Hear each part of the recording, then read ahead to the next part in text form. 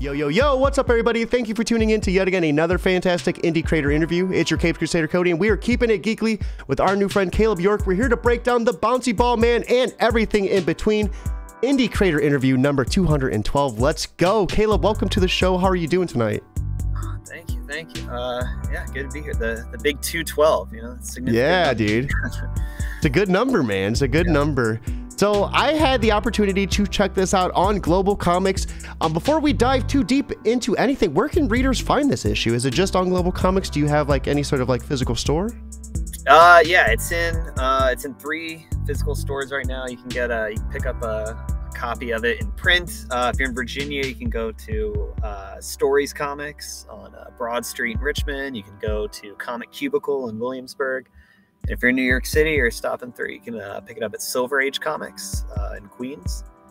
Yeah, you find it on Global Comics. You can also get it off of what used to be Comixology. Now it's just like Amazon's Kindle.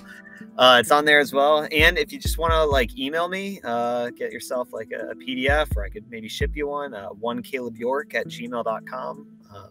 I can hook you up. Dude, I loved reading this. First and foremost, protagonist's name's Cody. I'm like, can't go wrong with that. Strong name off the rip. Let's go. You might not like how I got the name. Give us a story. We got to hear it now. Well, he's an old guy, so I typed in like old man names. You know, like trying to find. We're done with the interview right now. Cancel it. It's done. No, the name Cody was really popular in the 1990s. Is that old? Well, to me, I mean, I tried to.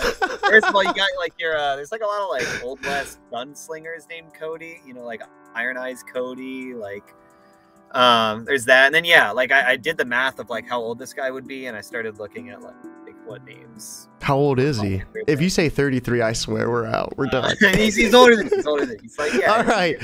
Really hovering around 50, I'll say. Because I was gonna say he is rough and tough. You could tell he's kind of been through the works. I love just a lot of the personality you gave him. But before we dive too deep in that, let's start with you. How did you get into creating comics, and give us a little bit about yourself as well? Yeah, I guess I'll just give you the quick rundown of who I am. Yeah, so name's Caleb. Grew up in Virginia.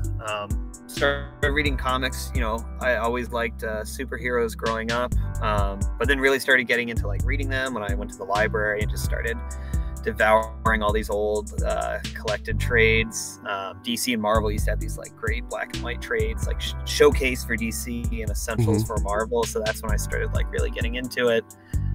Stuff like the Dark Knight trilogy, like Batman the Animated Series. But yeah, those were like the first comics I started reading, and then I went to college, started visiting my local shop, and yeah, I just was hooked. You know, even in like the first part of me getting into comics, like I always gravitated towards like the indie stuff from Dark Horse, Image.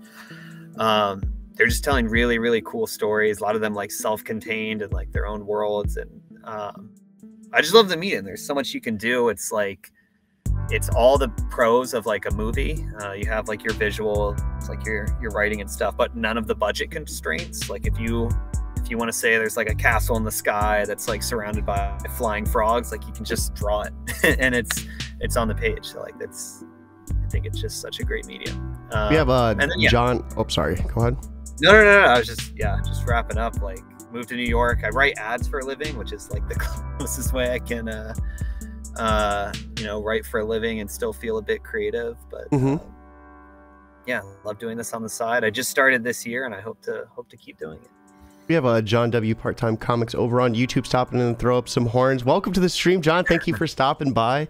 I was about to ask, because when you started off, you said you were from New York, and then you had comics in Virginia, and I was like, dude, that was kind of a far trip. How'd you manage that? But I just went down the coast, you know, and Virginia was the first one to say yes. No, yeah, that's where I was born.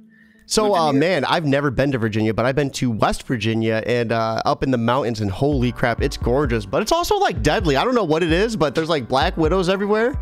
Oh, it is definitely. Yeah, I used to work with this. I won't say his name, but I used to work with this guy.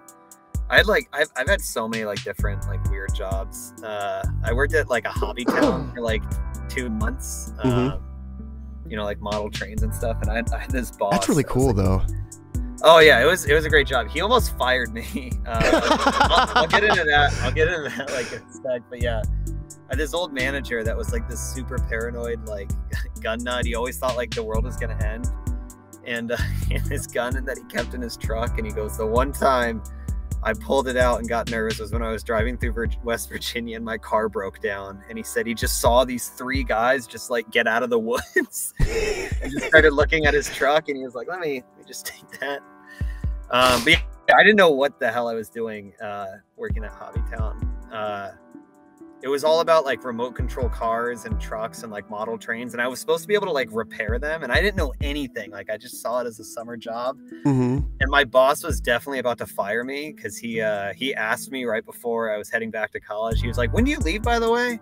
And I was like, 2 weeks. He goes, oh, okay, that's fine then. I was like, I'm pretty sure if I hadn't said I was on my way out, he was going to fire me. I mean, did he ask you though? Like, what was it? One of those jobs where you're like, yeah, I could fix trains just to get it, or that's another funny thing is I went in, you know, it's like you get back from college, you're like just asking anywhere that like will take you. So I just like went up and down like the main street, just like asking people, dropping off applications. And this guy like called me back and he brought me in and he had this manual that he like smacked down on the like counter, and he's like, if I said it was, you know, for like a remote control truck, he was like, if I said I needed like a new whatever part, like what part number would you tell me? And the manual had like all these like different part numbers, and just I don't know if it was like the universe looking out for me, but my eyes gravitated towards the exact thing that he said, like completely randomly, and I'm like, that one. He's like, wow. so yeah, I started, and I couldn't do anything after that. After that day, he just punches the wall every time. He's like, no, I was useless. So how did we get into creating comics from this point? I mean, Bouncy Ball Man's a really interesting concept. The name pretty much implies what it's about. This aging stuntman becomes a gigantic bouncy ball. Don't tell me the hobby shop had anything to do with it, man. I mean, maybe subconsciously. I don't know. Yeah, I mean, getting into comics, like I said, I've been reading them for a while, and I just I'm always writing, you know, whether it's just like you know, like a screenplay or just, you know, like something just for fun. So but I didn't really know how to like make a comic. You know, my artistic ability is not like that great. And then I started seeing people pop up on like Twitter and Reddit, like just looking for artists or artists looking for work. And I'm like, oh, all right. Like you don't necessarily like need to have like an artist in the bag or like be good yourself to be able to do this. Like you just need to find someone that can like bring your idea to life. So I just started looking up like, you know, what the process was, how to write a comic strip. Looked at a bunch of like different stuff on YouTube, and I just started writing one. I'd always wanted to do it. So yeah, it's just been years and years of wanting to do it and finally deciding to this year. So where'd the idea from the Bouncy Ball Man come? This guy can bounce as high as what, 10-story skyscrapers? Like that's extreme, dude. Yeah. Yeah, I did take a drawing class during the pandemic. You know, one of those like sites was having like this big sale on like, I forget which one it was, like LinkedIn Learning or something. It was on like cartooning. And I'm still not that great an artist. But I wanted to like just take it just to see what I could do, just because it sounded fun. And there was this unit in the course about like drawing different shapes, like turning people into shapes. So you draw like a square and then like a triangle and then like a circle, and then like that would be your head, torso, legs, and then like, you know, it was all about making these distinct cartoon silhouettes. So I started messing around with like the circle, and I started making like a guy into the circle, and I was like, wow, this guy looks like he's in like this giant ball. And I just kind of like went wild with it from there. And I did this weird doodle of the prototype of what would become Bouncy Ball Man. Yeah, and I actually used that first sketch. I sent it to my artist, Rick Alves, and he turned it into something way better than like what I had done.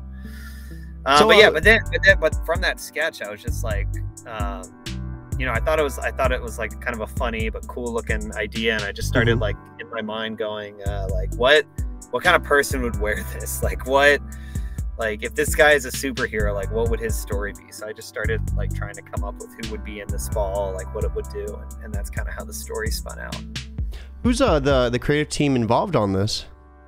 Yeah, so it's me, Rick Alves from Brazil. He's great. He did all the he did the colors on the cover and in the last page in the back. Spoilers, there's like a fun bonus story there in color. I love that little story too. Yeah, that was a stretch goal from Kickstarter. So like they got like their 1-page bonus story, which I really liked writing up. If you like those old like Hostess ads they used to do. I was about to say, it reminded me. Yeah, it's definitely, yeah, you'll enjoy that. It's definitely inspired. Yeah, Rick, my friend Kyle, was kind of serving as like the editor, and he also designed the Bouncy Ball Man logo on the cover, which looks great. And then I don't want to say their name incorrectly, but I found a letterer on Fiverr, Renahad Buizen, and they did the letters. So yeah, that's the full squad. So when you got everything together, the first run, you brought this to life using Kickstarter, correct? I did, yeah. So give us a little bit about that. How was that experience for you, for someone who just first started breaking into comics? Tackling Kickstarter seems like a whole nother beast. Super overwhelming. I still don't feel like I know what I'm doing, even though the first issue's out now. I definitely learned a lot. I started like kind of just casually stalking all these like indie creators on Twitter and Reddit and wherever they were, and just kind of like getting a vibe of like what they were doing. You know, what worked best between like Indiegogo, Kickstarter, some like other stuff. And Kickstarter seemed to be like a solid platform that a lot of people were using. For me, it was easy to use as like a beginner and someone that didn't really have any experience with fundraising, let alone like comic making. So yeah, I just started using that. The first few donors were obviously like friends and family. And I don't know, I wish I could tell you like why it became successful. I was pretty much just doing anything and hoping it would stick. I was posting like on all these different platforms, like talking to people in person. I have no idea like which worked and like which. Yeah. But yeah, no, I definitely learned a lot about that. And it's what were some of the goals and tiers you had? Yeah, so the first stretch goal that reached was that like bonus story that got put in the end. I think there was one, I think the one at the very end was a stretch goal where like everyone could get like a bouncy ball, which I hope to do again one day, like actually make Bouncy Ball Man bouncy balls. Super cool. And then the other stuff was kind of stuff I'd seen other people do for their stretch goals, like alternate covers, that kind of thing. Well, that is awesome. I can't get over the bouncy ball, like how it started off as like a toy pitch, but then they're like, hey, hold up, we got something that's gonna like make this marketing go viral. So well, that was definitely inspired by like I work in advertising, like I write ads, and I could just totally see like that being in a pitch. If I had a bouncy ball maker for a company, you know, you could present to them like a commercial and like social media advertising and all this stuff, and I could totally see somebody being like, "But what's the headline? Like, how do we make it newsworthy?" And I could see somebody in some agency having an idea to like put a guy in a giant bouncy ball costume. Do you think working at like an ad agency like that, like, do you think that like helps like with marketing comics? Like, it seems like it almost would go hand in hand. I think it helps. Yeah, I guess it helps a little bit. I think it hurts somewhat, not like the marketing part, but in the creative part. Like I enjoy my job. Like I like what I do. It's a way to like be creative and like exercise that creative muscle and write for a living. Like I love that part, but it also like it does kind of drain you a bit creatively from, you know, like 9 to 5. so when it is time to like actually create other stuff, like I don't know, sometimes you can just feel like drained, or you start like thinking running on fumes, like how would this serve this brand versus like what ideas could I think of that would serve, you know, my story. So do you come up with like the jingles and everything? No, it's funny, no one knows what I do, including like my parents, I think. ad agencies tend to have, it's kind of like a comic book. They have like a copywriter who's in charge of like all the words, the copy, whether that's like the script for a TV commercial or like a radio ad or like social media posts that brands do, or like ideas for those, you know, activations, you know, those stunts that you'll see in the wild that brands will do. And then they have art directors who are in charge of like the visuals of all that. And so those copywriters and art directors are kind of paired together in the traditional agency formula, kind of like how writers and artists are in the world. So that, I mean, that part was really, really helpful. Like I'm very used to working with artists and designers. So that, I mean, that's a skill set I think you need to have as a writer, like being able to like explain what the hell is you're picturing in your mind to bring it to life, and the ability to like listen to artist feedback when they say, you know, I have an idea that'll work better, like this, I don't think I can fit this many people on a panel, like that kind of stuff. So give us a little bit about that creative process between you and your team. Like, how did that work with you handing the script off to your artists and such? So I don't know how typical this is. Rick's worked on a bunch of other comics before. So I think he's well used to it. But Rick and I, to this day, we have not met. Like, I haven't seen his face. He hasn't seen my face. He's in Brazil. So it's just solely email collaborations, you know, like back and forth. And you'd think that wouldn't work, but somehow it kind of did. Like, he's really, really, really good. And I would be surprised sometimes. Like, I would send him something and I'd be like, there's no way that like I gave enough detail for him to make something. And then he would make it and it would be way better than what I was envisioning. So that, for between him and me, it was just like constantly checking my inbox, and presumably he was as well. And then you know, my editor, my logo designer, like I was friends with him anyway, so it's kind of easy to get him, you know. That's awesome though, getting your friend in on it as well. Yeah. Yeah, he's studying to be an art director. Funny enough, like in an ad agency. He's like already well on the way. Yeah. Do you guys like collaborate on like ads together too? So he's like, we both went to the same school for it. There's like portfolio schools that you can go to if you're in advertising. But I did it 2 years before he did. So I'm working like in the agency world. He's about to like graduate this portfolio school, and he's about to go there. Okay, I got it. You could end up being his boss. I mean, we did. Yeah. No. Oh my God, I've made so many jokes about that. Like, I will. Once I have that power over him, like, for sure. Yeah. By the way, I need some logo work too. Yeah. We've entered like ad contests together before, and I've looked over some of his stuff, and he's looked over some of mine, but not working together yet.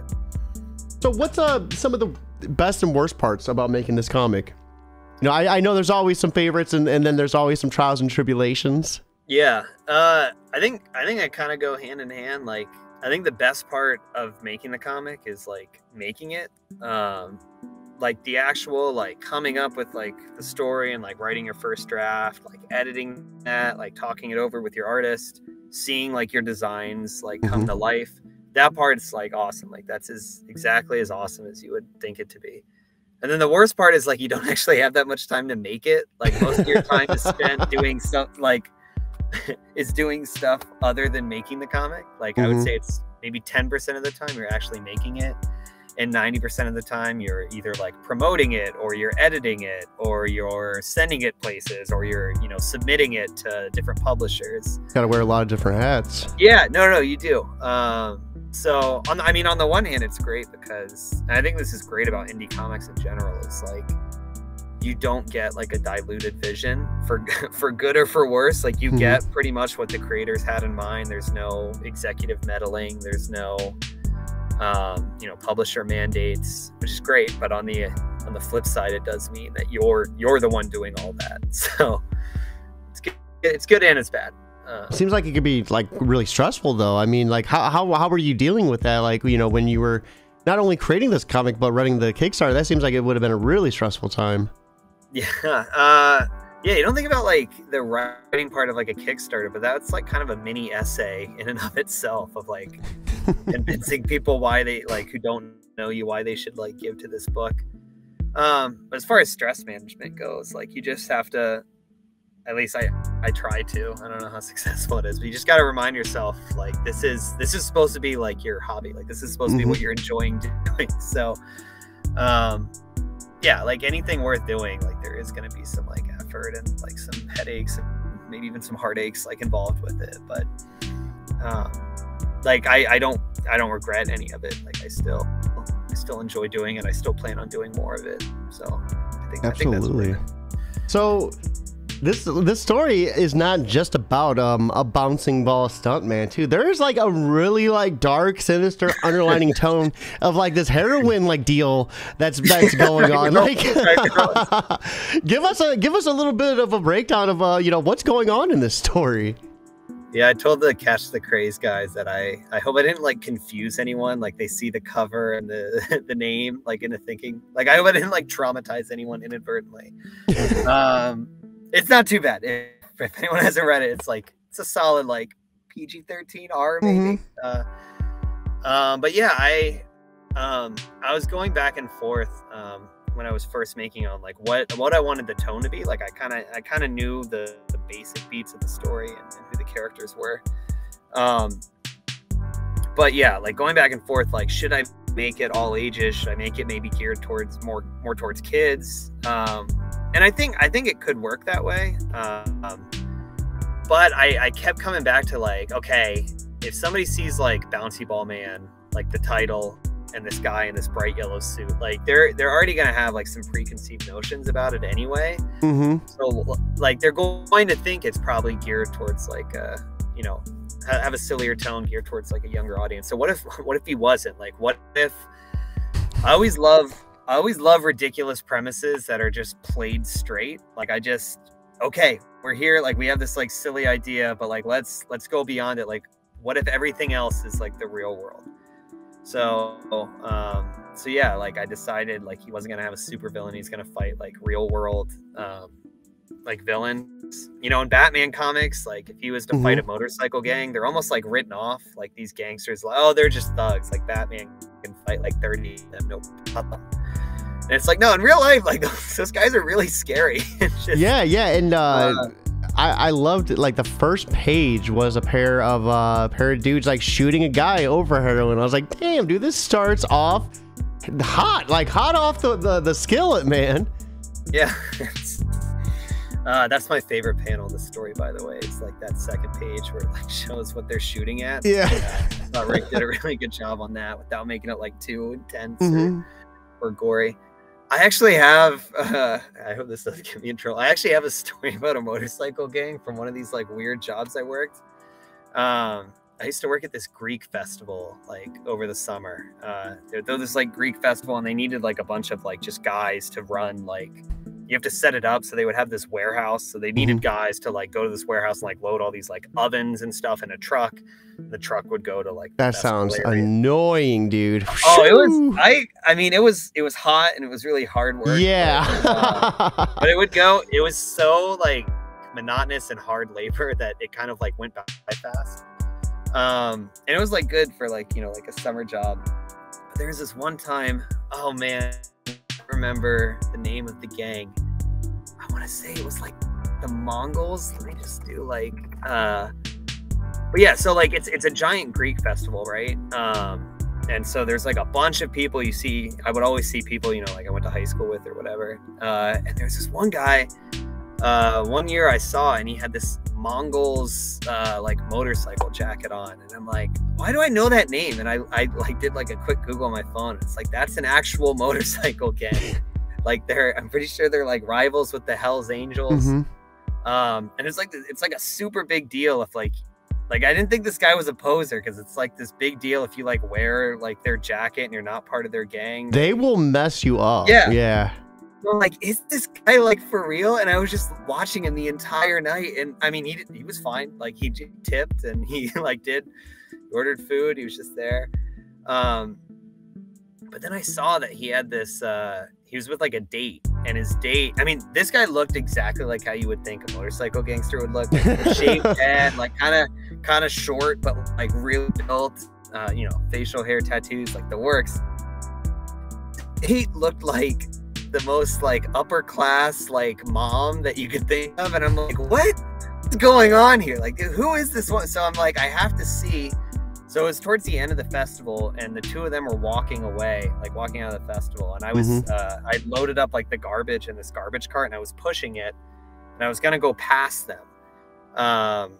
So I was like, I have to take a look at this like woman to see like who is this guy's date? Like I have. Oh, don't tell me you caught you checking her out. No, I wasn't checking her out. That's the thing, I wasn't. But I'm pushing this cart, and I looked back, and it looked like this, you know, like this upper crust like lady from like the right side of the tracks. I'm like, this is crazy.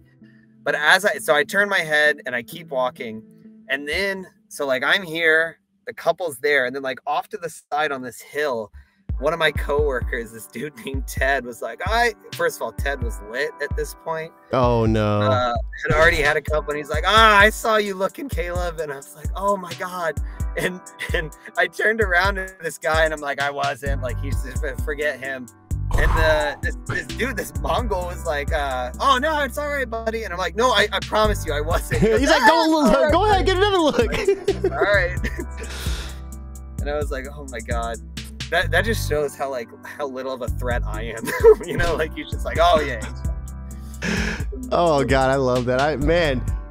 Coworker, come on, dude, come on. He almost like, lucky that dude was chill. That could have been bad, very bad. Oh my God, yeah. Yeah, that's my motorcycle gangster story. That's so, man, you've been all over. This is hilarious. I've had so weird jobs. I did a count once with my girlfriend. I think it was like 20. Like just random jobs I would have like while I was in school or whatever. No, that is awesome. So let's get back to Bouncy Ball, man. We got issue 1. Is there any you know, what's the hopes for issue 2? Any news on when that might be dropping? Yeah, so it's already being worked on. Issue 2 got the first draft done. Me and my friend we just did like an editing session, so it's kind of hard to, I think it'll probably, like, the actual script will be done this month, which is exciting, like the final version.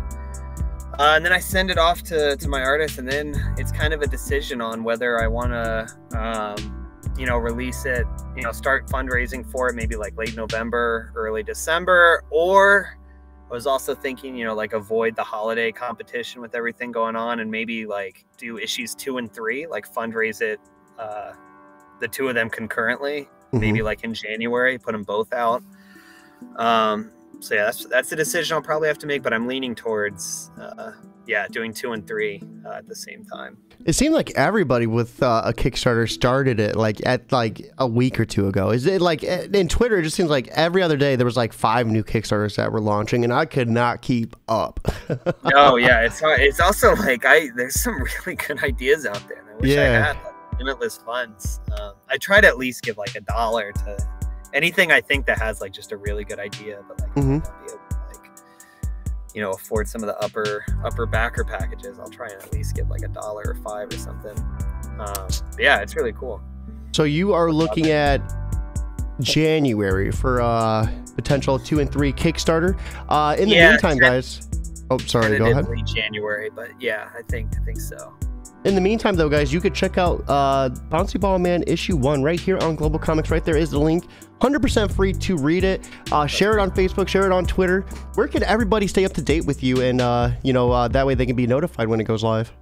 Yeah. So if you want to get added to the newsletter for Bouncy Ball Man, or just, you know, say hi or let me know what you thought of the comic, you can email me at the number 1 and then my name, Caleb York, @gmail.com, or you can message me on Twitter. I'm on there at Caleb Zoo Crew. That was my high school was it Zoo York that I still have. So yeah, at Caleb Zoo Crew on Twitter. Was that like a play on Zoo York? Correct.